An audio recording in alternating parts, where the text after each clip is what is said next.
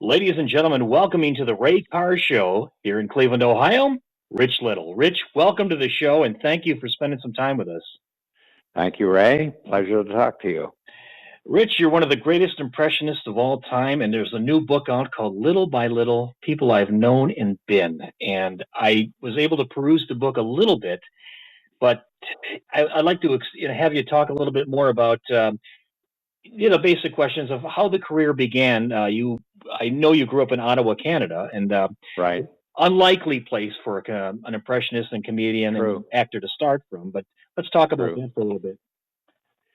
Yeah, I was born in Ottawa, which is the capital city, and father was a doctor, mother a housewife, and nobody really in the family that was interested in show business. But I had a great love of movies when I was a kid, and I still do. And I started imitating my teachers, were the first people I imitated.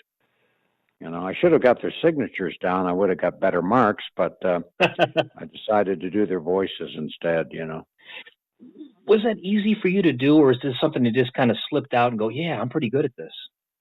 Well, you sit there in class watching the teacher every day, so you know, you,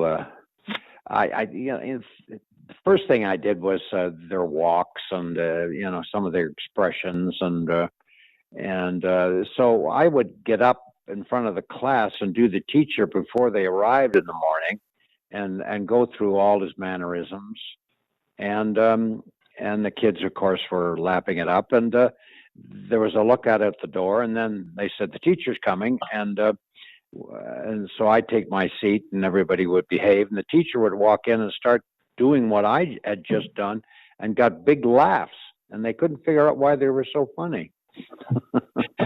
Well, you've done, I don't know, you've probably mimicked well over 200 different voices. Right. If you had to pick maybe five, which are your Yeah. favorites to do?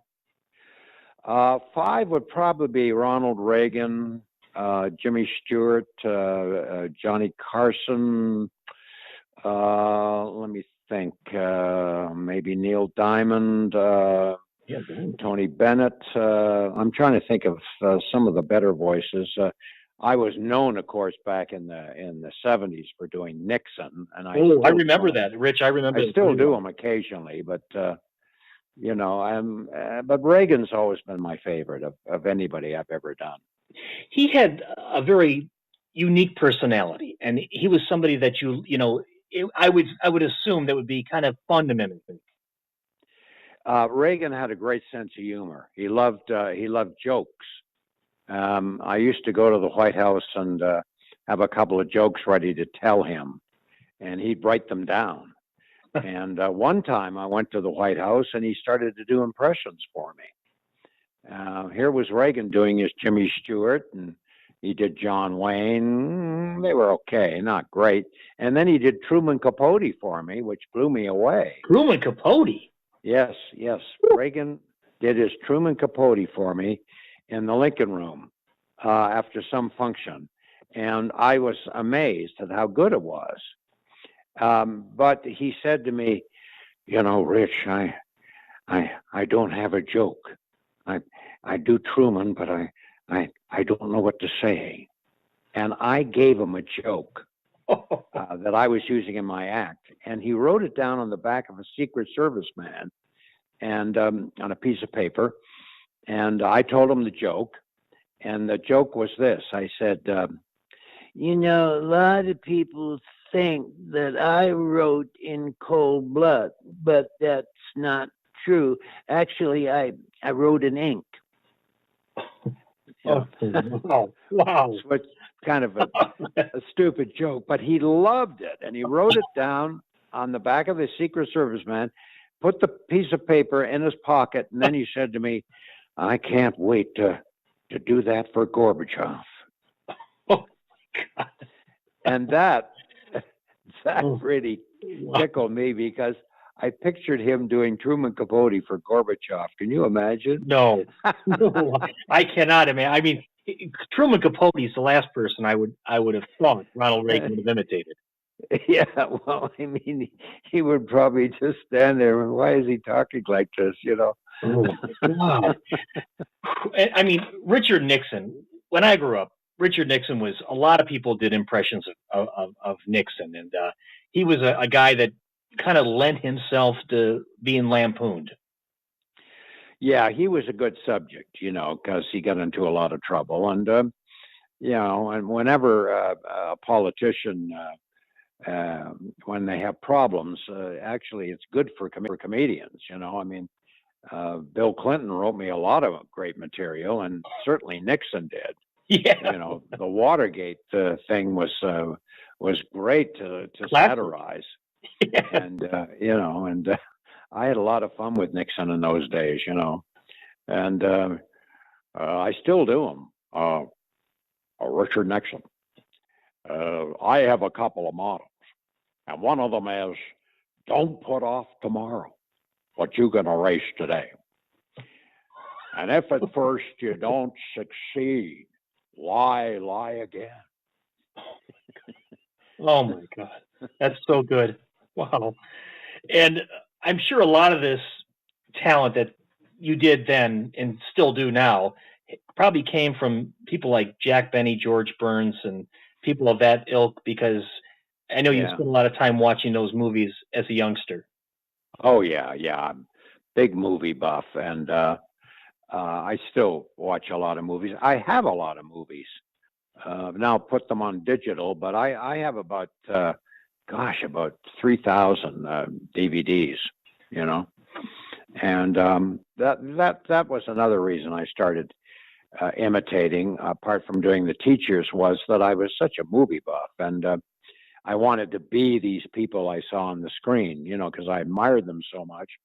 I never dreamt that, within 10 or 12 years of being such a fan up in Canada, I would actually meet them and get to know them and work with them. And that's the biggest thrill of my career, was really working with all my idols. That had to be amazing. To think that you're from Ottawa, Canada, the home of ice hockey, and you go to Los Angeles, and then you're dealing with people like John Wayne, Jack Nicholson, right, Johnny Carson, and the like. And it's like, wow, you pinch yourself and go, I can't believe it.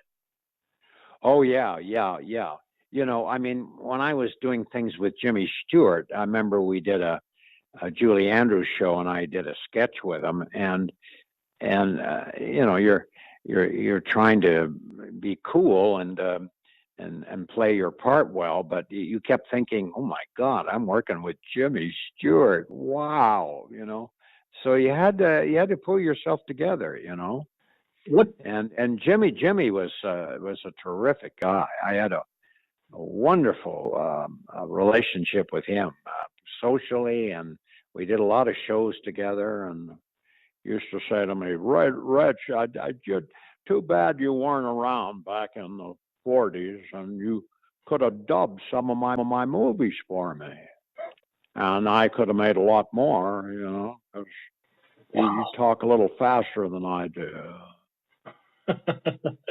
Wow, that is tremendous. And there's a whole generation of kids that have never heard of these people. That's true. I'm working at the Tropicana Hotel 5 nights a week here in Las Vegas. Been there for over a year, and once in a while a young person will come in and sit down front, and sometimes it throws me, because I'm thinking, they don't know anybody I'm doing. They don't know Dean Martin. They don't know Jack Benny. They don't know George Burns or John Wayne or any of these people, Sinatra. And the other night, there was a 15-year-old sitting right in front of me, and I kept thinking, I don't think he's getting anything. And all of a sudden, the kid starts to laugh, and he's enjoying the show like you wouldn't believe. So when it was over, I went up to him and I said, gee, you shocked me. I mean, you seem to enjoy my show. He said, I did, Mr. Little. You're really funny. I love the show, but I'm confused. And I said, what do you mean you're confused? About what? He said, well, I was just wondering why you kept changing your voice all the time. Oh, God. That's priceless. Isn't that great? So obviously he was laughing at the jokes. Right. He didn't. All right. Right. I said to him, did you know anybody that I did? And he said, no, not really. Well, I'm sure he'll Google it. I mean, it's a good thing, and that's what I used to Well, do. I've had people say that to me. Young people have said that to me when I do a show. There was a gal somewhere, and during my show, she was Googling all the people I was imitating and looking, up their life story and who they were and what movies they made while I was doing it. Otherwise, they wouldn't know who it was. I'd do Clark Gable, and they just Google Clark Gable and say, "Oh, Gone with the Wind," and oh yeah, I think I've seen him. Yeah, Wow. So that helps actually. Yeah. The point of reference is more fresh to them. Yeah. The book, Little by Little, People I've Known and Been. Rich Little, our very special guest here on the Ray Carr Show. Rich, your first TV appearance, and I may be wrong on this, but I think it was the Jimmy Dean Show in New York.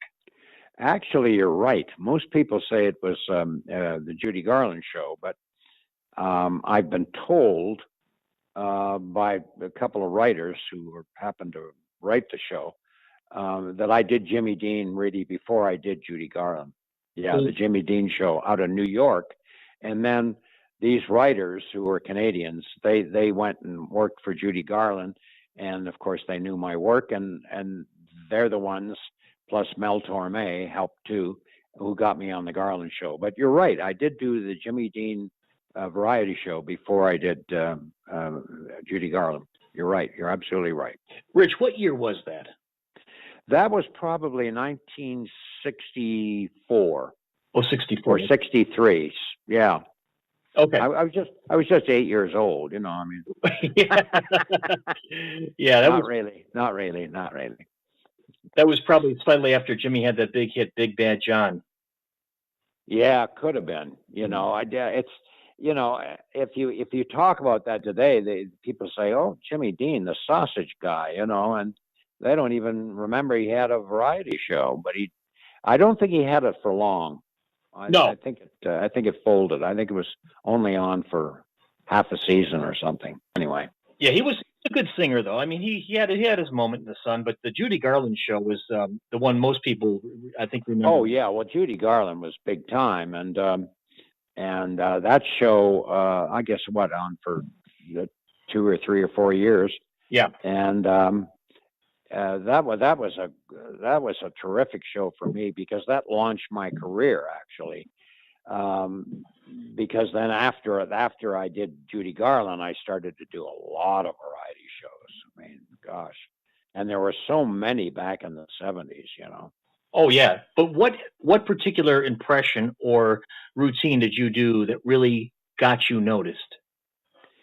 Well, on the Garland Show, I did "The Man That Got Away," the song that Judy sang in "A Star Is Born," and I talked it as different voices, and that was the hook I did. Okay. And then I finished off with James Mason, which absolutely floored her, because she loved James Mason. I do too. I think he's great. They made the movie together, "A Star Is Born," and it was the James Mason that really made that spot for me, because her reaction was just incredible.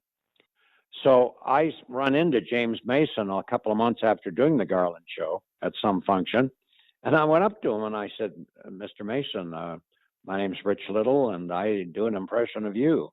And he said, "What's on earth for?" and walked away.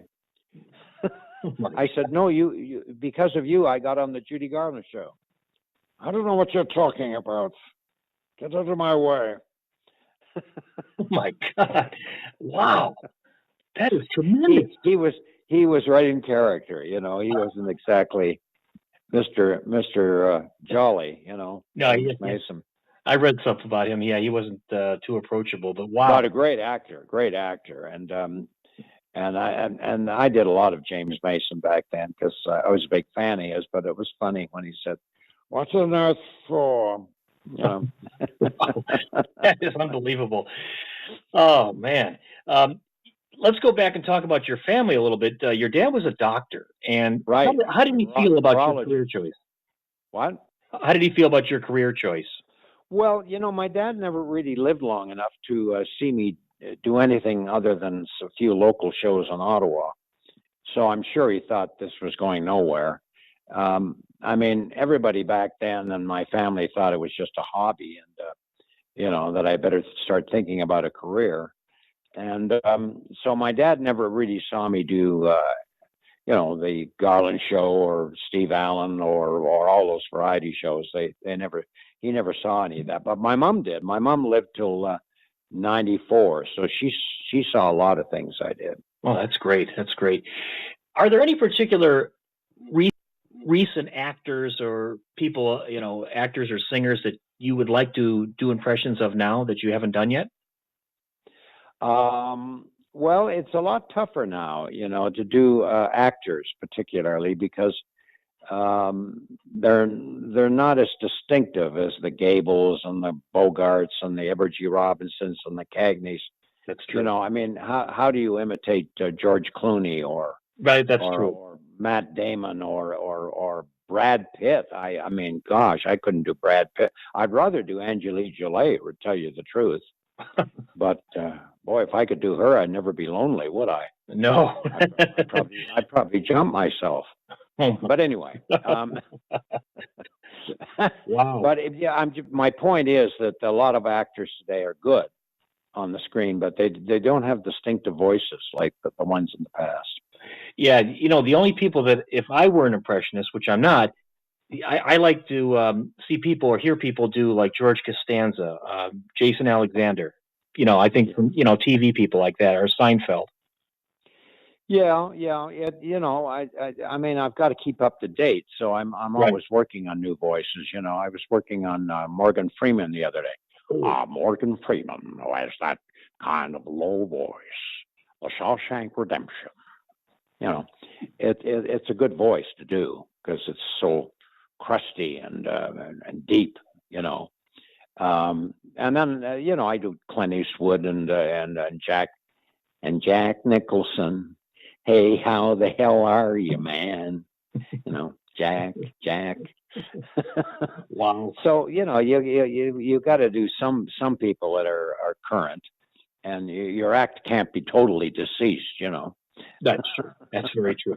Rich, back in the day when you were doing the Friars Club and all the stuff like that, did you have any particular moment during that really stands out to you, that looking back on it, it was really magic, but at the time you didn't realize it was magic? Well, I think the reason that I did so many Dean Martin roasts, I did 24, was the fact that I could imitate a lot of people that were on the dais. And I noticed, looking back, that if there were more than 4 people on the dais that I imitated, I usually got to do the roast. Because my hook was to imitate the people on the dais, and then when I would do them, they would cut to a shot of their reaction, Yeah. And people like that. So that's why I did so many roasts. And it was great for me because my material didn't have to be really great because I had the impression, and once you did the impression of somebody, then the audience reacted, and so you didn't have to worry too much about what you were saying. So that was the reason I did so many roasts. Do you feel more comfortable working with a script, or do you like to work extemporaneously? Oh no, I usually work off a script. I mean, these people that say they ad lib don't really ad lib. I mean, even Don Rickles, who ad libs a lot, he still knows where he's going. He's still got the routine in his head. And Robin Williams was another one. I mean, he could make up things in a split second, Robin Williams, but he still knew where he was going. And people like that, Jim Carrey, they're pretty good at ad libbing and jumping on the moment, and making something funny out of something in 2 seconds. And those people are rare, but they do exist. Yeah, but there's no such thing as somebody just making it up, Okay, yeah, because I'm not a comedian, so I don't know, and I've heard both sides of that, and I'm glad I got the real story from you. Let me get back to movies, Rich. If you had to pick 5 of the greatest movies that that ever been out for somebody who's never seen a movie from this country, which movies would you pick for them to watch? Well, I mean, gosh, mostly black and whites, and which a lot of young people don't want to watch. Oh, I love them. Oh, I love black and white. Yeah. But I ran into a kid who was taking some sort of a movie course at UNLV, and he said, "I've never seen a black and white movie." I said, "Wait a minute. You're taking a course in film and you've never seen a black and white movie?" He said, "No, I don't like black and white movies because they're not real, because life's in color." This is what this kid said to me. Oh, my God. And I said, "Life's in color?" He said, "Yeah, that's why I don't like them." I said, "Really? What if you live in Seattle?" Yeah, good point. Well, what about at nighttime? Anyway, Yeah. if I had to pick 5 movies, I would probably my favorite movie is probably The Best Years of Our Lives. Okay. It makes me cry, and it's just a terrific plot and terrific story about the GIs coming home after the war. And I like, of course, It's a Wonderful Life. I like that, and I like Casablanca. Most people do. I remember I went out with a girl once, and she was really pretty, and we got along great. But then she said she hated Casablanca, and I never saw her again. But Wow. I said, "I've never met anybody who hated Casablanca." My God. Oh, she said it's corny. I said, "Well, maybe, but it's great." Anyway, let me think of other movies. How about Citizen Kane? Well, Citizen Kane is considered by a lot of critics to be the greatest movie of all time. I don't really think so. I think it's unique. Well shot, and it's a good movie, but I don't think it's terribly commercial. But it's a good movie. Yeah. I mean, Jimmy Stewart made some great films too. I mean, gosh, Shenandoah is a wonderful film, and Anatomy of a Murder. There's so many great movies. Well, I agree with you. I agree. A lot of them kind of fall under the radar. John Ford, John Wayne. I think Red River is terrific. Yeah. And The Shootist. That was his last movie, wasn't it? Yeah, pretty darn good movie to go out on. Yeah, I remember that, and it was like 1976, if I'm not mistaken. I was in high school at the time. I remember watching that. It's a good one. Yeah. Somebody said to me the other day, "Well, Hugh O'Brien was in that. He's the one that shot John Wayne." I said, "No, that's not true. The bartender did." Wow. Oh, my. But I'm a big movie buff. I mean, I know a lot about the old movies. I don't know too much about the movies of today. I'm not a big fan of the car chases and all the action stuff that's not real. I don't mind James Bond because we know that's not real. But you watch movies today and you go, "You got to be kidding me!" Yeah. Well, this guy would never live with that kind of abuse. Right. It's a generational thing, I think, Rich, and I think the younger audience, they just like stuff like that. I think whereas the older audience, they want to think they want to be told a good story, and that's what. Oh yeah. You got to have a good story. Yeah, you're right. Absolutely, got a good story. That makes a good movie. But if you're just having a lot of action and a lot of killing, those kind of films don't really interest me that much. And horror movies don't interest me too much either. You made a lot of good movies. Was the Marx Brothers? Well, the Marx Brothers made good movies at the beginning of their career when they did shows they did on Broadway, and they could polish them, and and some of the early ones, but some of the later ones weren't as funny. But you're right, some of the earlier ones were much better. But I was never a huge fan of the Marx Brothers, but I always loved as a kid. I liked Laurel and Hardy. Oh yeah. I love Laurel and Hardy. Oh, Laurel and Hardy were great. And one time I was at the White House, and I was just invited as a guest, and I was sitting with Reagan, and the president of Sri Lanka was giving a speech. And the president of Sri Lanka said he learned a lot about American culture by watching Laurel and Hardy movies. This is what the president of Sri Lanka said. He learned about American culture by watching Laurel and Hardy movies. And Reagan turned to me and whispered in my ear, he said, "Our kind of guy." So, Reagan loved movies. So then when when the evening was over and we're standing around with the president of Sri Lanka having coffee and just chatting, Reagan says to the president of Sri Lanka, "You know, that was funny. That was quite interesting the way you mentioned Laurel and Hardy, because I was a huge fan of theirs. I saw all their movies too." And he said, "Oh, really?" And he said, "I think my favorite routine they did was Who's on First." And I looked at my wife and went, "Don't say anything. He's got the wrong comics. That's Bud Abbott and Lou Costello. Yeah. Who's on First, right? Not Laurel and Hardy." Right. But the funny part was when Reagan said to the president of Sri Lanka, "I think my favorite routine Laurel and Hardy did was Who's on First." And the president of Sri Lanka said, "What?" And Reagan said, "What? No, he was on second. Who was on first?" Oh. And then the president of Sri Lanka said, I don't understand." He said, "Understand. I think he was in the outfield." They were doing the routine. Oh, my And they didn't realize it. That's classic. They were doing Who's on First, and they didn't realize it. And I was just biting my lip to keep from laughing. It was hysterical.